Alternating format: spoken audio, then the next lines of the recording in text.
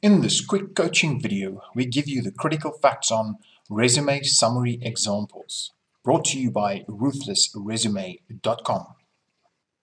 Why should you listen to Unre? Unre built many multi-million-dollar companies. He built these companies based on the success of the people he hired and the teams he built. He believes that successful people create a successful company. He now does career coaching based on these same principles and knowledge, and consistently coach people into financially successful and emotionally fulfilling careers. Let's jump right into this 10-minute video. Looking at resume summary examples, let's jump right into the first topic. A good summary includes the following. Your summary gets distilled out of your resume directly applicable to the specific industry, company, and job you're applying for. Your summary must include your list of transferable skills most applicable to the position you are applying for. Your summary must include your past work experiences that will enrich the team you will work with in the new position. Your resume summary must show your interest and enthusiasm for the industry and job, and the recruiter wants to understand how you made decisions in the past. Unre, do you have anything else for us on these topics? When we read resumes and it had this information in it, it was a no-brainer. You had to get the person for the interview. Yeah. The person also helped you as a recruiter to do less Sherlock Holmes investigative type of work because you've done it for the recruiter. It's easy for him to know that your skills are applicable or not. Remembering getting the right job is as important as to avoid the wrong job. Yes. Your summary then crafted transferable skills, communicate that interest, that eye-catching stuff that makes me read the rest. Now, Nicholas, we always have to repeat the online place, credibility, reputation, and so forth. If you don't exist online, you don't exist. Yes. Where have you been hiding would be my question. Your summary then, the past work experience is converted into qualified by experience kind of thing. Okay. Remembering that qualified by experience is often a more important certificate that you got to claim than your real education, because over 70% of people work in the work experience, in the practical work, do not really work in a direction they've been qualified for. So how did you qualify for this job? That's qualified by experience. Okay. So the clear interest for industry, company, and job.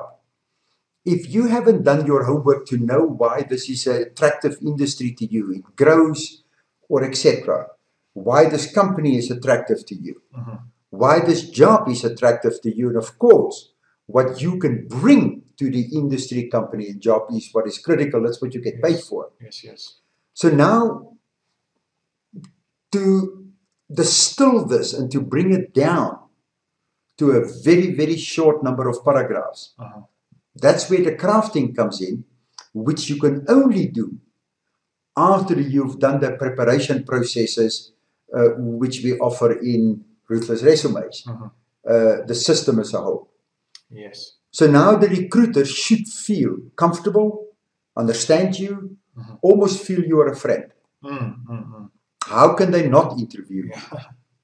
And just a side note on what Unre said, we call it online reputation management, or it's known as online reputation management. And that just means you need to manage when someone types your name into Google, what do they find? So, are you online? Do you exist? Is your LinkedIn profile sorted out? Is your Facebook profile sorted out? If a recruiter goes and looks at all of these different online spaces, what are they going to find? It's very important that you sort that out. Now, in this video, we're not going to focus on that. You can grab it in the Ruthless resume system and link down below as well. Let's jump right into the first example for a management job. You talked about, are you going for a level change and a position that will stretch your growth? Why do you feel you're ready for this? And then the horizontal move, and why do you think what do you think? Why are you doing this? Why, what do you mean by these two, and why do you need to have this figured out for yourself? Why is it important? It's very important that you first of all understand whether this is a stretch jump for you, or whether this is a horizontal move because you are changing the product area interests you more. That's a good reason normally to change jobs. You want to work in a different company culture and their culture attracts you. There's various reasons to make horizontal moves. Yes. Now, the stretch move, you've got to communicate very clearly, which is then the wrong and the right example at the bottom. Yeah. If you just say generically, I was a manager of a team and I can now manage a bigger team, anybody can say that. Yes. But if you communicate in the right example that you have managed a team with the following results, you've now been doing it for a while, and you would like a challenge to manage a team of teams, or to manage a larger team, or a team with more critical work. What do you want?